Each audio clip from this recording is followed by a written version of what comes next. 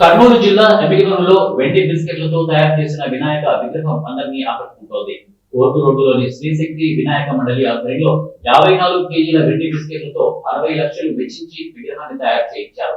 విగ్రహం చుట్టూ వెండి వస్తువులతోనే అలంకరించడం ఆకర్షిస్తోంది.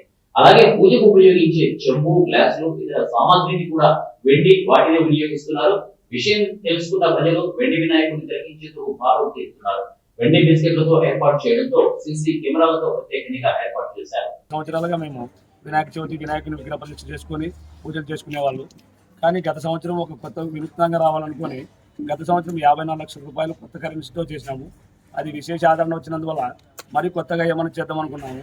ఈసారి 54 కిలోల వెండి బిస్కెట్లు అంటే అక్షరాల 60 లక్షల రూపాయలతో వెండి బిస్కెట్లతో మా గణనాయకునికి అలంకారం జరగడం జరిగింది. అలాగే ఇక్కడ నిఘా ఏర్పాట్లకు పోలీసు వారి ఆధ్వర్యంలో సీసీ కెమెరాలు ఏర్పాటు చేసుకున్నాము. మేము ఈ 3 రోజులు 30 మంది 40 మంది 24/3 ఖచ్చితంగా ఇక్కడే ఉంటాము. సీసీ కెమెరాలు ఏర్పాటు చేసుకున్నాము. అలాగే ఇక్కడ ప్రతి సంవత్సరము అంగరంగ వైభవంగా అన్నదాన కార్యక్రమం విగ్రహం చేయడానికి 2 నెలల నుండి మేము ముందే జ్యువెలరీ షాపులను అడిగితే వాళ్ళ సహకారం సరే ఇస్తామండి చేయండి అంటేనే ఒప్పుకొని స్టెప్ వేయడం అయినది. ఈ విగ్రహం చేయడానికి 15 రోజులు పట్టింది. వెండి విగ్రహాలు నిన్న సాయంకాలం మా చేతిలో